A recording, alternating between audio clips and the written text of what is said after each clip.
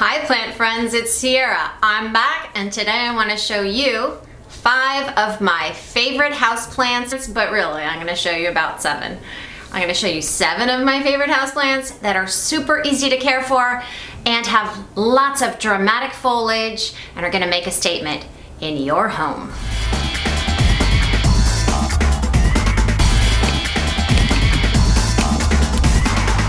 Giant golden pothos. So easy to care for. Pothos in general are super easy. In my opinion, an easy plant is one that if you forget to water it or if you water it too much, it's gonna be okay. These plants like some well-draining soil. If you give that to them and a lot of bright indirect light, they will be sure to give you beautiful giant foliage. Okay, moving on. Another thing about this plant is that a lot of places you can stick this outside during the summer. Just bring it in if you live in a place that gets too cold during the winter time. All right, my next plant is Philodendron ROJO CONGO. So these are super easy to care for, very hardy, and they get gigantic. These huge, strappy, dark green leaves and some red stems. Sure to impress the neighbors. They're great plants, easy to care for. When they're getting dry, they show you, they tell you, which is the best. It's the best kind of plant. They get a little droopy and then you're like, oh hey, you look sad, and then you give it some water and then they're happy again. Philodendron ROJO CONGO. Okay, next plant is Dischidia ovata, or the watermelon Dischidia.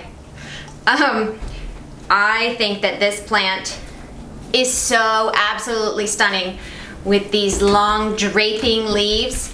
Gorgeous. So, statement piece, yes. What are you guys doing here? This is Antherium superbum, which is such a funny name. And this is another one. If you give it really, really chunky soil, then you could overwater it and it's gonna be okay because this plant will just be okay. Anthuriums generally don't like to be overwatered and their roots can rot, but this species tends to be pretty hardy and you're rewarded with these giant leaves, which is awesome. I've got a little sphagnum moss on top here. These guys, they don't need extra humidity. They can survive in 40% humidity, which is what my house typically is. They're just super low care plants and the leaves get giant. Hoya carnosa, she needs to be watered. Sometimes I underwater my Hoya. Which is okay. This dog just knocked into a plant. Plant's okay. There is soil, pottery all over my floor. My son is helping to clean it up because he's an angel. Moving on, Hoya carnosa. This is a cultivar of Hoya carnosa. And one of the reasons why this is so dramatic is because if you give Hoya carnosa or many other Hoya some sun, they love to change color. They're color changing. So you'll see I've got a bunch of green and white, and then I've got a big splash of pink, which is so hot and so beautiful. So we love that. We want that. We want more of that. Give us more of that. They get big. They don't grow super fast. Really pretty. Do you want to make a statement with plants? Do you? Because this plant is going to make a statement. It's beefy. It is, it's beefy. This is a small leaf on this plant. This is a larger leaf, but honestly, the leaves can get double the size of this. I had recently divided this plant and it was kind of mad at me for doing that. So there was a period of sadness for this plant and it kind of showed that to me by losing some of its larger leaves. It does have babies coming out. Very easy to care for. This plant can dry out all the way. Leaves get a little droopy. I give it more water and it perks up again. Always sending out new shoots. I keep this in my bathroom, and it can handle some lower humidity. It likes a little bit more humidity, so I keep it in the bathroom to kind of, you know, give some of that steam from the shower. So just so you know, the leaves on beefsteaks can get massive, which is really cool. This this variety, this species is called Freddy, and on Freddy, if you can see, the leaves, the babies come out red. Over time, they turn green. There's a bunch of different beefsteaks, and some of them stay red. That's the kind I want, but can't get yet. So, so yes, beefsteak begonia, big, fat, juicy leaves. That's what I'm talking about. Okay, my last favorite, dramatic, easy to care for plant is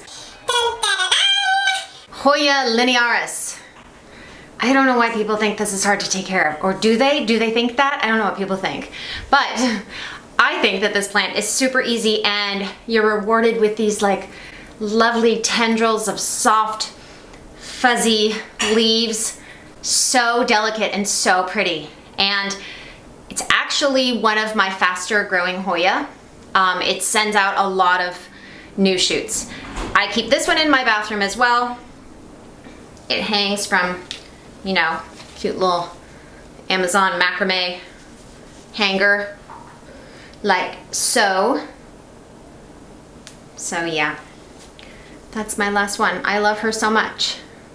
This one, get this one.